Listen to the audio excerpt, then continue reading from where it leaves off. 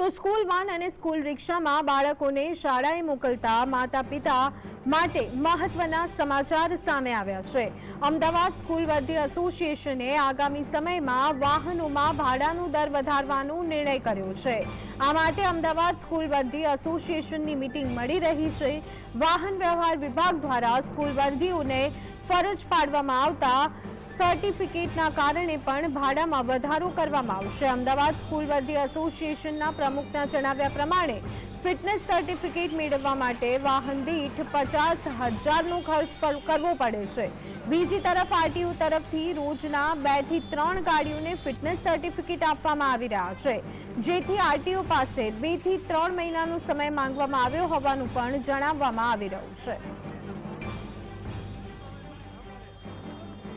અમારે જે સ્કૂલ વર્ધીના વાહનો આરટીઓ તરફથી પાસિંગ કરવામાં આવેલ એ દરરોજના 15 થી 20 થાય છે। તો અમે સરકારને એવી રજૂઆત કરી છે, વાહન વ્યવહાર કમિશનર સાહેબને એવો લેટર લખ્યો છે કે અમને 2 થી 3 મહિનાનો સમય આપો, જેથી કરીને અમારા વાહનો પાસ થઈ શકે। તો એનો જવાબ તો હજી અમને મળ્યો નથી। તો અન્ય એક મહત્વપૂર્ણ સમાચાર સામે આવી રહ્યા છે, તેની પર નજર કરી લઈએ તો ગુજરાત આરટી સેવા સમિતિએ રાજ્ય સરકારને પત્ર લખ્યો છે। ગુજરાત આરટી સેવા સમિતિ દ્વારા રાજ્ય સરકારને પત્ર લખવામાં આવ્યો છે। સ્કૂલ વર્ધી એસોસિએશન દ્વારા નવા સત્રમાં થયેલા ભાવ વધારાને લઈ અને પત્ર લખવામાં આવ્યો છે। 20% ભાવ વધારવામાં આવ્યો, તેના પર અંકુશ લાવવા માટે આ પત્ર લખવામાં આવ્યું છે। આરટી હેઠળ જે વિદ્યાર્થીઓ અભ્યાસ કરતા હોય છે તેમને સરકાર તરફથી જે સહાય આપવામાં આવે છે તે પહેલેથી જ અપૂરતી છે, અને એમાં પણ જ્યારે હવે સ્કૂલ કહી શકાય કે વેન અને રિક્ષા ચાલકો દ્વારા બેફામપણે ભાવ વધારવામાં આવે તો આખરે વિદ્યાર્થી શાળાએ જાય તો કેવી રીતે જાય તે બાબતને ધ્યાને રાખી અને આ પત્ર રાજ્ય સરકારને લખવામાં આવ્યો છે। તો આજથી નવા શૈક્ષણિક સત્રનો પ્રારંભ થયો છે, ત્યારે અગ્નિકાંડ બાદ રાજકોટ તંત્ર જે છે તે સફાળું જાગ્યું છે, જેમાં સ્કૂલ વાન ચાલકો નિયમોનું પાલન ન કરતા હોવાથી આરટીઓ દ્વારા ચેકિંગ હાથ ધરવામાં આવ્યું। આ ચેકિંગ જ્યાં સુધી નિયમોનું પાલન નહીં થાય ત્યાં સુધી કરવામાં આવશે તેવી માહિતી સામે આવી રહી છે। આજે જ્યારે સ્કૂલનું ઓપનિંગ થયું છે 13 તારીખે, એટલે અમે સઘન ચેકિંગ હાથ ધરવા અમે સાહેબની રાહબરી હેઠળ ચેકિંગ હાથ ધર્યું છે। અને એમાં જે નિયમ મુજબ છે કે 12 વર્ષથી વર્ષના ઓછા બાળકો હોય તો એને બમણી કેપેસિટીમાં બેસાડી શકાય, એનાથી વધારે હોય તો એના ઉપર અમે બ્રીચ ઓફ પરમિટ, અલગ અલગ ડોક્યુમેન્ટ, વીમો, પીયુસી એની કાર્યવાહી હાથ ધરીએ છીએ। વિદ્યાર્થીઓને કેપેસિટી કરતાં વધારે બેસાડવામાં આવેલા છે। અમને થોડોક ટાઈમની બાંધછોડ આપી અને થોડોક ટાઈમમાં અમને રેગ્યુલાઇઝ અમારે ટેક્સી પાસિંગ બધીને ઓલરેડી કરવી છે, પણ અત્યારે એકારે બધા ટેક્સી પાસિંગ કરવા જાય તો અહીંયા સાહેબમાં થોડોક બહુ પ્રોબ્લેમ થાય છે, એના માટે અમુક ટાઈમ આપે। બાકી ઓલરેડી અમારી પાસે બધા વીમો છે, પીયુસી, કાગળિયા, લાયસન્સ છે, બધું છે જ।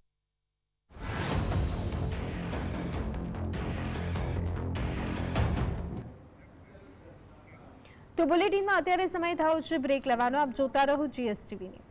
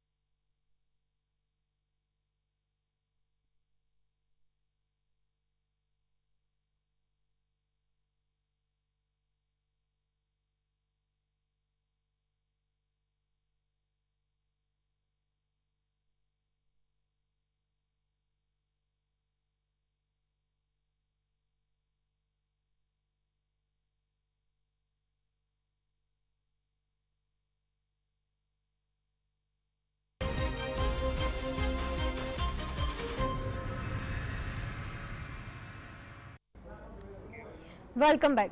સુરેન્દ્રનગર જિલ્લામાં કાયદો અને વ્યવસ્થાની પરિસ્થિતિ કથળી છે. જિલ્લાના ચૂડામાં આવારા તત્વો બેફામ બન્યા હોય તેવું જોવા મળતા જાહેરમાં હથિયારબંધીના લીરા ઉડ્યા હતા. ચૂડાના નવી મોરવાડ ગામના પાટિયા નજીક હાઈવે પર જાહેરમાં છરી જેવા ઘાતક હથિયારો વડે બે મારામારીની ઘટના સામે આવી હતી. આવારા તત્વોએ જાહેરમાં રોફ જમાવ્યો હતો. છરી, ધોકા, સોરિયા અને લાકડીઓ જેવા હથિયારોથી મારામારીની ઘટના બાદ સોશિયલ મીડિયા પર મારામારીના વિડીયો પણ વાયરલ થયા છે. આવારા તત્વોએ વિડીયો વાયરલ કરતા પોલીસ સફાળી જાગી અને 5 થી વધુ તત્વો સામે ગુનો દાખલ કર્યો છે.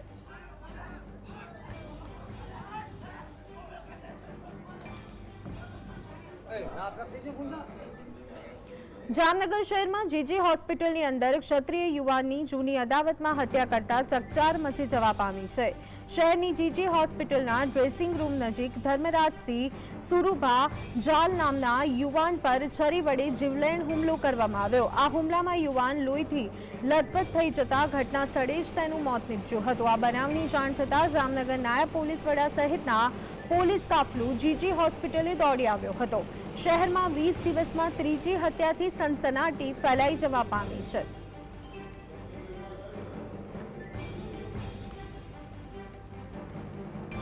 વિંછિયા તાલુકાના વેરાવળ ગામમાં સરપંચના પિતા જયંતિભાઈ ગોહિલ પર અજાણ્યા બે લોકોએ લાકડાના ધોકા વડે જીવલેણ હુમલો કર્યો. જેમાં ઇજાગ્રસ્ત થયેલા જયંતિભાઈને સારવાર માટે વિંછિયાની સરકારી હોસ્પિટલમાંથી અને ત્યારબાદ વધુ સારવાર માટે આટકોટ કેડી પરવડિયા હોસ્પિટલમાં રિફર કરવામાં આવ્યા.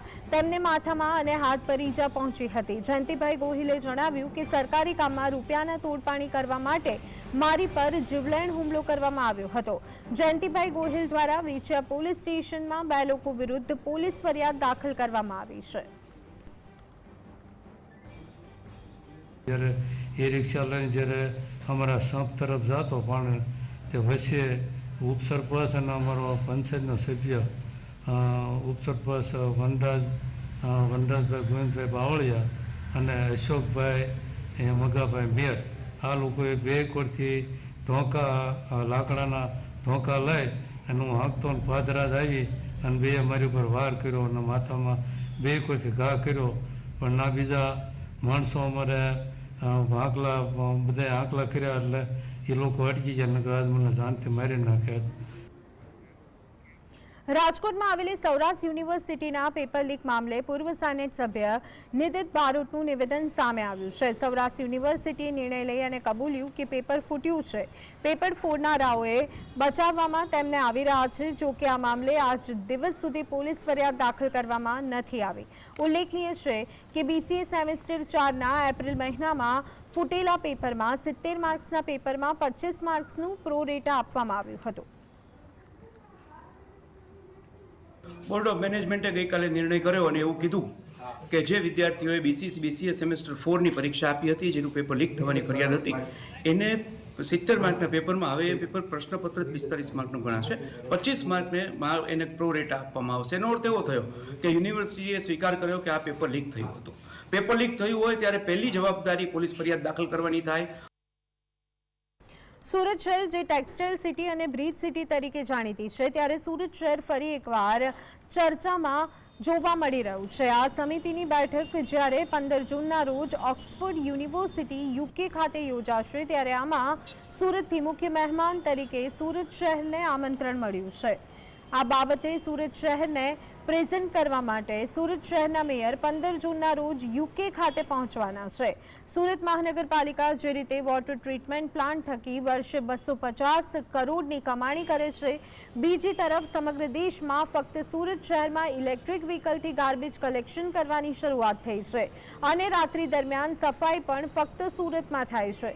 તો આ તમામ મુદ્દાઓ જ્યારે ચર્ચાનો વિષય બન્યા છે, ત્યારે ઓક્સફર્ડ યુકે ફોરમ ખાતે આ તમામ ચર્ચાઓની નોંધ લેવાઈ છે અને અંતે સુરત શહેરને આ સમિતિની બેઠકમાં ભાગ લેવાનો મોકો મળ્યો છે. એક દેશ માટે ગુજરાતનું એક ગૌરવ કહેવાય સુરત સિટી કે આ રીતે ટ્રીટમેન્ટ કરીને ડ્રેનેજનું પાણી ટ્રીટમેન્ટ અને ઇન્ડસ્ટ્રીને આપી રહી છે. એનામાંથી સુરત મહાનગરપાલિકા અર્ન કરી રહી છે. ગુજરાતમાંથી તો મારે એકનું જ સિલેક્શન થયું છે. બાકી ભારતમાંથી 20 લોકો ઉદ્યોગપતિને લોકો આવે છે જે આવી સામાજિક સંસ્થામાં જે કામ કરે છે. તે લોકો આવે છે, મીડિયાના વ્યક્તિ પણ આવે છે, CEO પણ આવે છે, એવા 20 જણા આ ફોરમમાં ભાગ લેવાના છે. તો અત્યારે હાલ એક મહત્વપૂર્ણ સમાચાર સામે આવી રહ્યા છે, તેની પર નજર કરીએ તો અરવલ્લીના મોડાસામાં માર્કેટ યાર્ડની દુકાનમાં આગ લાગી હોવાના સમાચાર સામે આવી રહ્યા છે. દુકાનમાં આગ લાગવાનું કારણ હજી પણ અકબંધ જોવા મળી રહ્યું છે. એક તરફ ગરમીનો પારો ઊંચો જઈ રહ્યો છે, ત્યારે રાજ્યમાં આગ લાગવાના પ્રમાણમાં પણ સતત વધારો જોવા મળી રહ્યો છે. ત્યારે અરવલ્લીથી સમાચાર મોડાસા પાલિકાની ટીમને જાણ કરાતા ટીમ અત્યારે હાલ ઘટના સ્થળે પહોંચી ગઈ છે. અરવલ્લીના મોડાસામાં માર્કેટ યાર્ડની દુકાનમાં આગ લાગી હોવાના સમાચાર સામે આવી રહ્યા છે. દુકાનમાં આગ લાગવાનું કારણ હજી પણ અકબંધ જોવા મળી રહ્યું છે. એકાએક આગ લાગતા અફરાતફરીનો માહોલ જોવા મળ્યો હતો.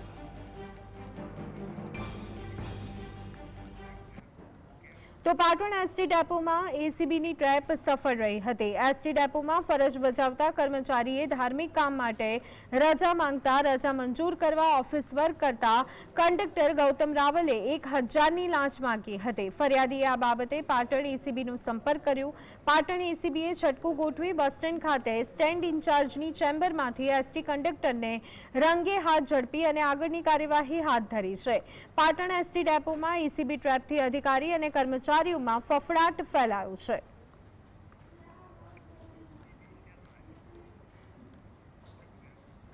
તો સુરતની સ્મીમેર હોસ્પિટલ ફરી એક વખત વિવાદમાં જોવા મળી છે. થાઈ ગર્લ મામલો હજી સુધી તો શમ્યો નથી, ત્યાં વધુ એક વિવાદ સામે આવ્યો છે. પાલિકાના ડેપ્યુટી કમિશનર સ્મીમેર ટીમ સહિતની ટીમ હોસ્ટેલમાં તપાસ અર્થે નીકળી હતી. હોસ્ટેલમાં સરપ્રાઇઝ ચેકિંગ દરમિયાન ફોરેન્સિક વિભાગનો તબીબ મૃગેન્દ્ર પ્રતાપસિંહ નલવાયા નશાની હાલતમાં મળી આવ્યો હતો. તબીબની આંખો લાલ જણાઈ આવતા શંકા જણાતા સ્મીમેર હોસ્પિટલમાં તપાસ કરતા નશો કર્યો હોવાનું પુરવાર થયું હતું. તબીબને વરાછા પોલીસને હવાલે કરાયો હતો. પોલીસે તબીબ વિરુદ્ધ કાયદેસરની કાર્યવાહી હાથ ધરી છે.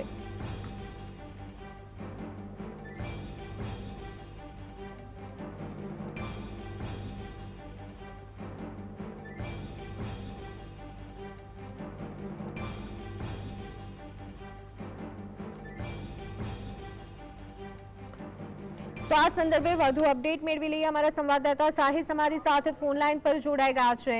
સાહિસ, જે રીતે સ્મીમેર હોસ્પિટલ એક પછી એક કહી શકાય કે કારણોને લીધે વિવાદમાં જોવા મળી રહી છે, હવે ફોરેન્સિક વિભાગનો તબીબ એ નશાની હાલતમાં ઝડપાયો છે, ત્યારે આખરે આ તો હોસ્પિટલ છે કે પછી નશો કરવાની જગ્યા, તે એક સૌથી મોટો સવાલ ઉભો થઈ રહ્યો છે.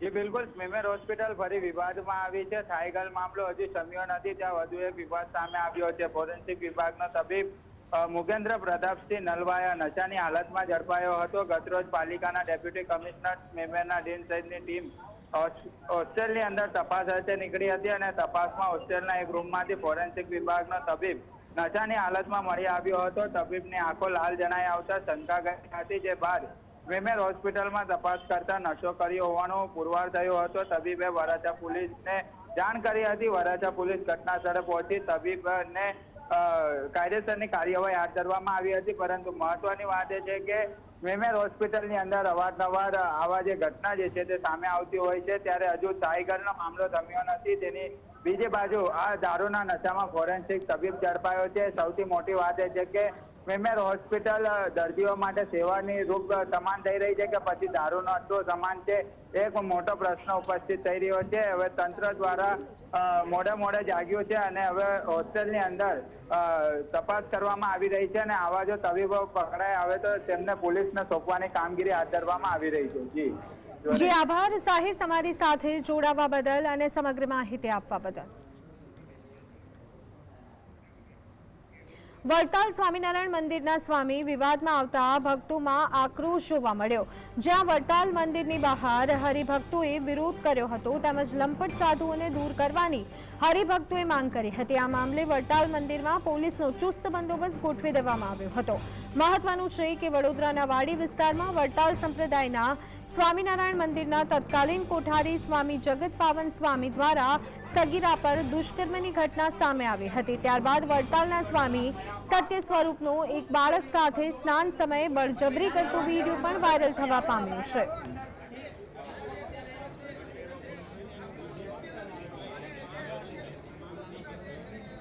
આ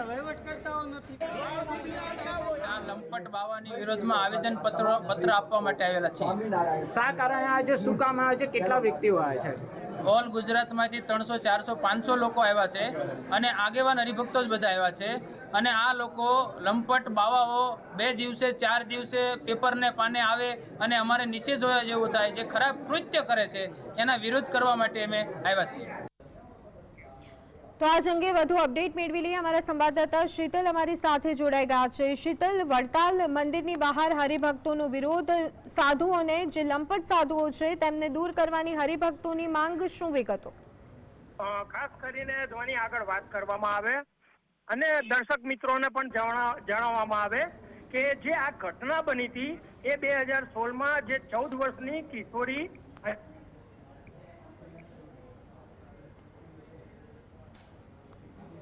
જગત પાવન સ્વામી તેમના દ્વારા આજ જે 14 વર્ષની બાળકી ઉપર દુષ્કૃત્ય કરવામાં આવ્યું હતું, પરંતુ તે 22 વર્ષની ઉંમરે તેને હિંમત આવતા તેને ફરિયાદ દાખલ કરવા તેમજ તેને વિડીયો તેમજ તેના ફોટા ડિલીટ કરવા માટે એણે આ જે મુહિમ ચલાવી હતી. પરંતુ આ હરિભક્તો ક્યાંક ને ક્યાંક એટલા લંપટ છે કે દર 2 મહિને આ જ રીતે અપકૃત્યો બાબતે તેમના પોત પ્રકાશતા હોય છે અને આ જ બાબતે 300 થી 400 જેટલા ગુજરાતના હરિભક્તો અહીં વડતાલ સ્વામિનારાયણ મંદિરમાં આ બાબતે આ સ્વામીઓને, લંપટ સ્વામીઓને દૂર કરવા માટે આવ્યા હતા, સ્લોગનો સાથે આવ્યા હતા. પરંતુ અહીં જ્યારે મીડિયા કર્મીઓ પણ અંદર એન્ટર થતા. જી આભાર શીતલ, અમારી સાથે જોડાવા બદલ અને સમગ્ર માહિતી આપવા બદલ. તો બુલેટિનમાં અત્યારે બસ આટલું. અને અપડેટ્સ માટે આપ જોતા રહો GSTV ન્યૂઝ. નમસ્કાર.